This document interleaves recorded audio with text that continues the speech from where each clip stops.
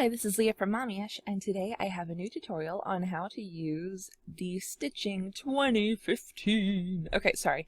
I felt like I had to name it the year because I have so many other stitching actions out that way. You know that it's new. Well, I mean, obviously, if you're watching, you know it's new, right? Right, okay. So, I'm just going to start off pretending that I'm you. And I'm gonna be like, oh, I just got this thing from Mommyish, and it's gonna change my stitching life. That's kind of funny. All right.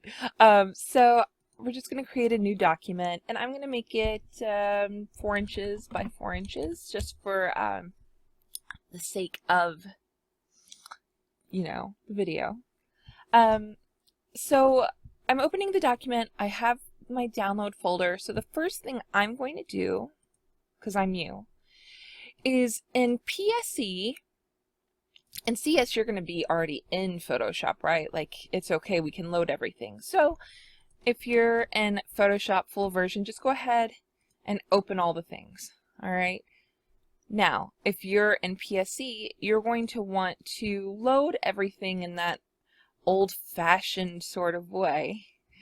Old-fashioned way. If I were you, anyway, because I am you right now, you would go to your program data. Again, Adobe, Photoshop Elements. Can you tell I have some versions? I tested it in both 8 and 14, so we should be good. But I'm going to go to 14 for the heck of it. Photo Creations. All right, and the places that you're going to be placing your styles and actions are within layer styles. So the style themselves, like the styles that come along with it, with that metadata file, will go here in this folder. And the photo effects, which is actually for actions, and you can tell because right here it has an ATN, that's the file type. This is where the actions are all going to go. And I've already loaded them. You can see it says Mommyish Stitching Text Path. It has the 3 files in here for each action, meaning there is the thumbnail, like this is what it's going to look like. You're going to see this text. There's the metadata, obviously, and the action itself. So all these things will be in there. You need to do all of this. So only the actions with the corresponding metadata file, and the PNG go in here, right? ASL and the metadata that goes with that goes in layer styles. Actions with the PNGs and metadata files go inside photo effects. So once you've done that and it's all there and everything's happy, you can just close it, and then you can go ahead and open up your Photoshop Elements as you normally would. All right, so from this point, things get pretty similar between the two programs. I'm going to go ahead and I'm just going to create a circle, and let's make it we're going to make it red. Why not? All right, so here's a circle right away to get started. Ooh, that's bright, but I like it. All right, so I have the circle ready. Now, in PSE, you have your list of styles, or not styles, excuse me, actions. It's a little different because each one is separate, like you can see the little icon. So when you start with the file type, you just need to think about the type of file that you're working with. Right now, I'm working with a shape or vector in Photoshop. So shapes are vectors. And so what we're going to do is in the Stitching 2015, I'm going to create path from vector with this one. Now, if this was a simple layer, or what we would call a rasterized layer, I would choose the create from simple is what it says in Photoshop Elements, because whenever you simplify a layer, it's a simplified layer. And here in Photoshop full version, it's a raster. So create work path, or create path from raster. Then we also have another option that if you have text that you're wanting to apply this action to, let me make this a bit bigger. Oop. Oh, what am I doing? I'm looking up a font. Don't judge. I have a font addiction. Yeah. And look, I'm making you guys wait for like a letter. So there you go.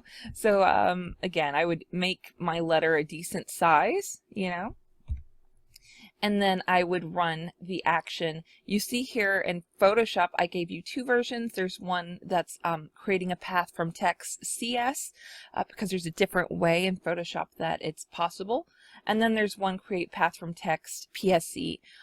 This is what you PSC users, this is yours. It just says create path from text, but it's a little different here in Photoshop CS. So you can do either or. They work pretty much the same way.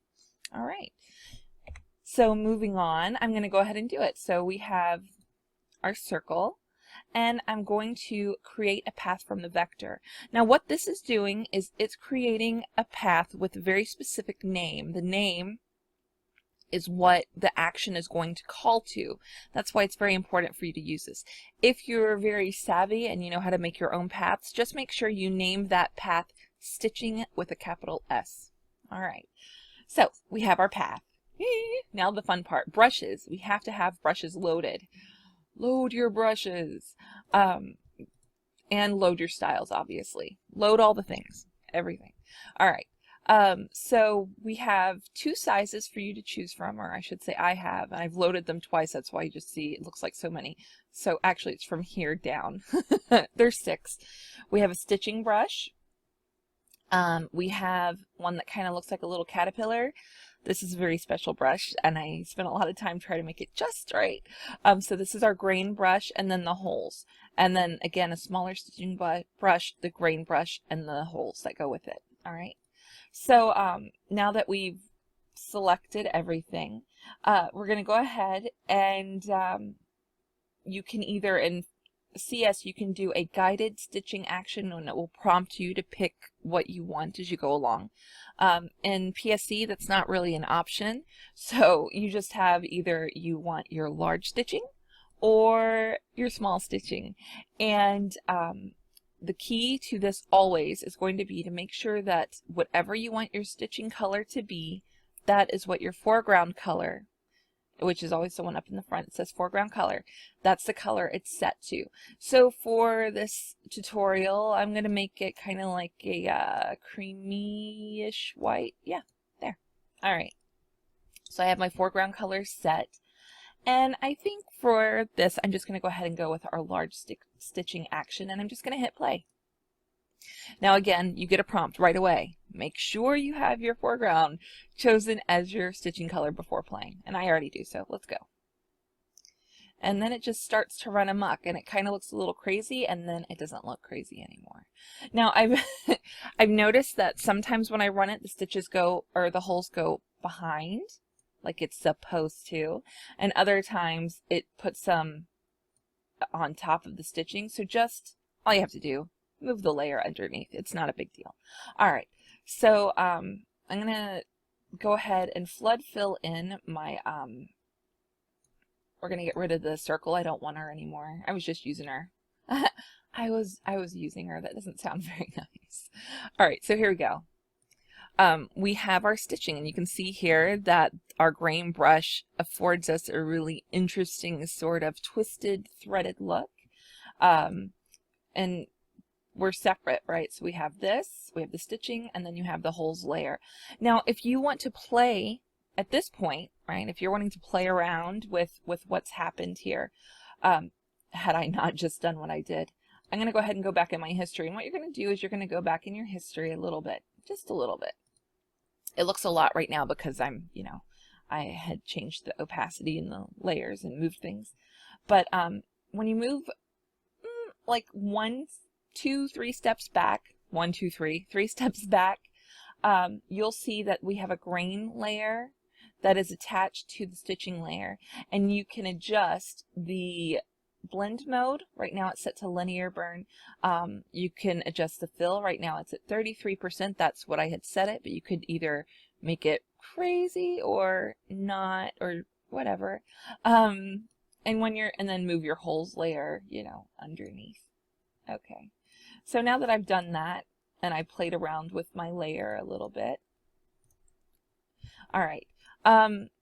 I'm sorry if this tutorial is going on long, but I want you to understand like all the in and outs of what's happening within this action and why things you're like, oh, not everything's lining up how I think it should.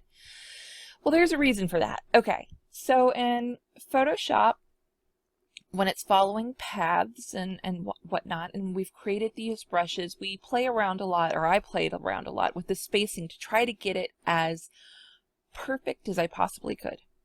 Sometimes as perfect as I possibly can is still not quite perfect enough. And if a path is very long, you have to remember this is a 4-inch square, or not a, well, this is a 4-inch square and this is, you know, the path inside of it.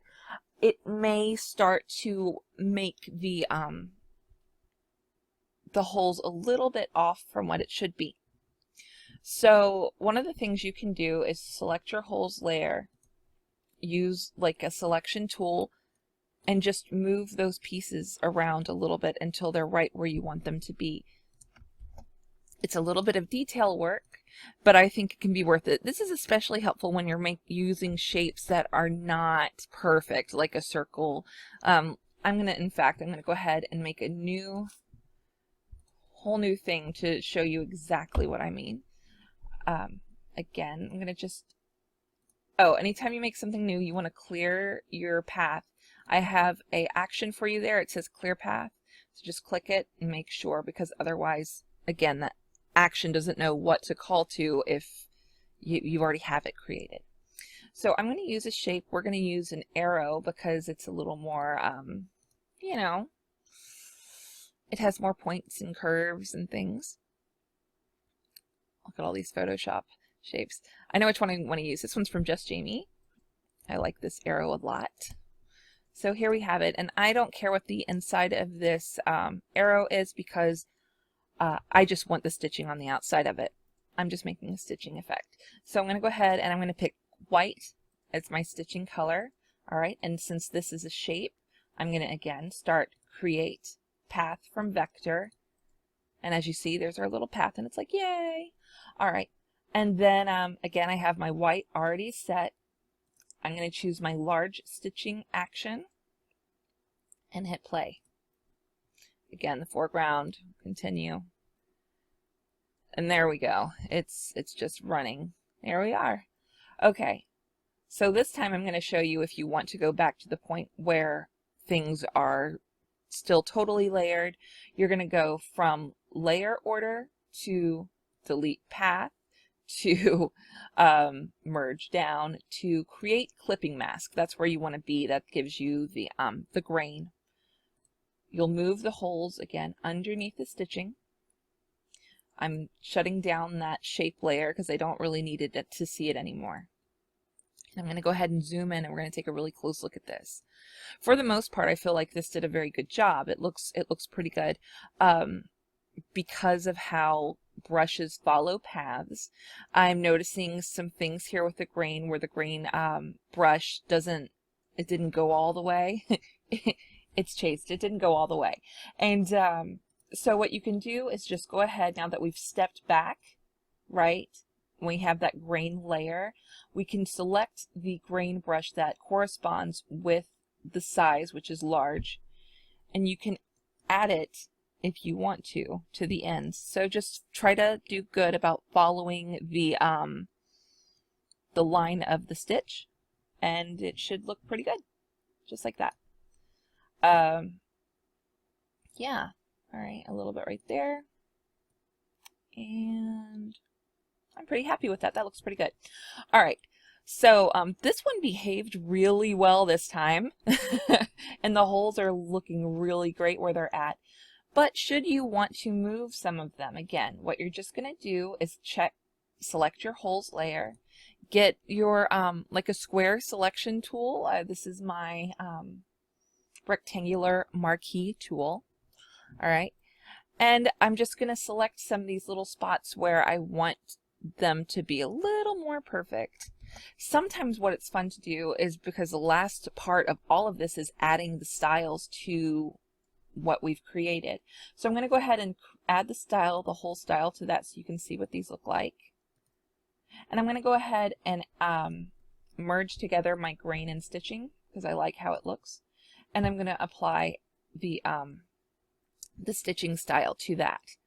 And of course you can always kind of edit and play around, but this allows me to look. I'm going to go back to my holes layer, and with the effect, if I'm wanting to get very specific on how I want everything to look, I can go in here and I can move them around until I'm really happy with the look of it, as you can see. So I think that looks really good.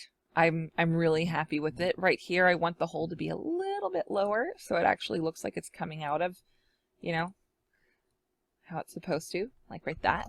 That's good.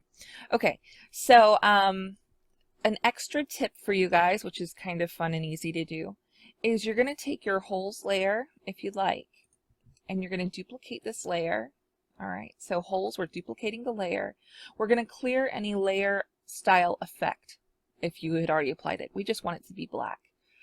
And I'm dragging him up above my stitching layer, which right now is called grain because I didn't change it. And we take I'm going to name this depth.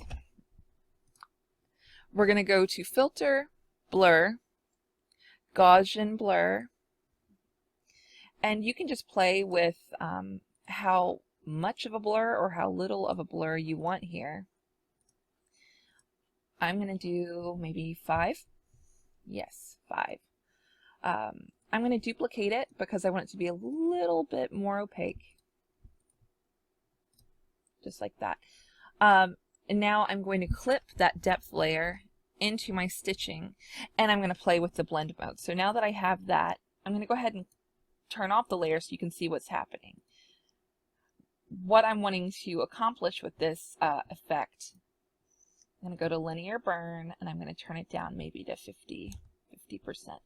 It's just a very little bit more depth, so it looks like there's a shadow from the stitch going in and out. You see what I mean? So this is without, it's just kind of flat, and that's with. So that's just a little tip that you could use, a tool that's already at your fingertips, so to speak. Yeah, so if you're a scrapper and you're not wanting the stitching to have a shadow, you can go ahead. There's the stitching style, and there's one with shadow, and then there's a small stitching style, which I think looks good with the large and small, and one with the shadow. So just, you know, don't use the one with the shadow if you're a designer as well and you're wanting to create an element for your customers. I would say this is definitely the way to go. And once you have everything looking just how you'd like it, just merge those layers together, and you have a brand new, really cool, with grain stitching element. So yeah, that's pretty much it. Again, should you encounter problems, always check your paths and do that clear path and start over. That's going to be your best bet typically if you're encountering a problem. If the action isn't running and it's like, I don't know where the brushes are, more than likely that's because you forgot to load the brushes properly. You're going in Photoshop, again, you're just going to load it regular. In Photoshop Elements, you're going to want to open up your brush, your little brush toolbox, and there's, just like here, there's a little guy with an arrow and 3 little lines. Go ahead and load your brush that way. It'll say load brushes, and you just go in and load your brushes like that. But yeah, that's pretty much it. A bit of a long tutorial, but I wanted to be sure to cover everything. But yeah, have a good time with this one. I really enjoyed making it, and don't be afraid to step back, play around with some of the effects. And I'm sorry I can't get the holes to line up absolutely perfectly, but I did my best. Oh, that was one last thing to mention, was you can play around with that brush yourself if you feel like you need to just move it. I would suggest moving, and when I say moving, I mean the spacing. You are only going to want to move it by a 1% margin each time. So either 1% up or down. So right now this is the large brushes at 615. Just play around at first 616 or 614. The small brush I was like hoping you guys wouldn't look because I was like, it was funny to get it to look the way I wanted to. The spacing was at 666. So, anyway, I thought it was funny. Again, up or down by 1% until it's the way it is. I would not play with the other settings in the brush if I were you, as they are set to be, you know, kind of optimized for what we're doing. But yes, the spacing, and just change it by a 1% difference. All right, there we go. That's all I can offer you for help with this. I really hope you enjoy it and have a good day.